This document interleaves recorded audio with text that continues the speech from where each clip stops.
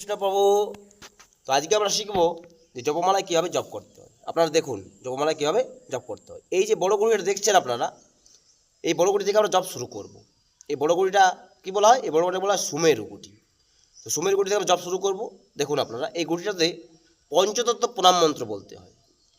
জয় শ্রীকৃষ্ণ চৈতন্য প্রভু নিত্যানন্দ শ্রী অদ্বৈত গদাধর শ্রীবাসাদি গৌর ভক্তবৃন্দ, এটা হলো পঞ্চতত্ত্ব প্রণাম মন্ত্র। এই পঞ্চতত্ত্ব প্রণাম মন্ত্র বলেই আমরা হরে কৃষ্ণ মহামন্ত্র চালু করব। তো এই মন্ত্র বলার পর আমরা এই যে বড় গুটি আছে, এখানে আমরা এই বড় হরে কৃষ্ণ কৃষ্ণ কৃষ্ণ হরে হরে, হরে রাম রাম রাম হরে হরে। আপনারা চাইলে উচ্চস্বরও বলতে পারেন এবং নিম্নস্বরও বলতে পারেন।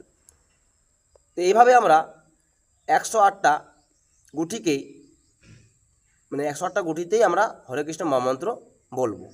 এই 108টা গুটিতে বলার পর যখন আমাদের মালা শেষ হবে, তখন আমাদের এখানে আসবে, আমাদের দেখুন এখানে, এই যে এখানে আছে, ছোটো গুটিতে চলে আসবে। এবং ছোটো গুটি চলে আসার পর শেষে আমরা কি বলবো? আবার ওই প্রণাম মন্ত্র, পঞ্চতত্ত্ব প্রণাম মন্ত্র, জয় শ্রীকৃষ্ণ চৈতন্য প্রভু নিত্যানন্দ শ্রী অদ্বৈত গদাধর শ্রীবাসাদি গৌর ভক্তবৃন্দ, এইভাবে বলে আমরা এক মালা শেষ করব।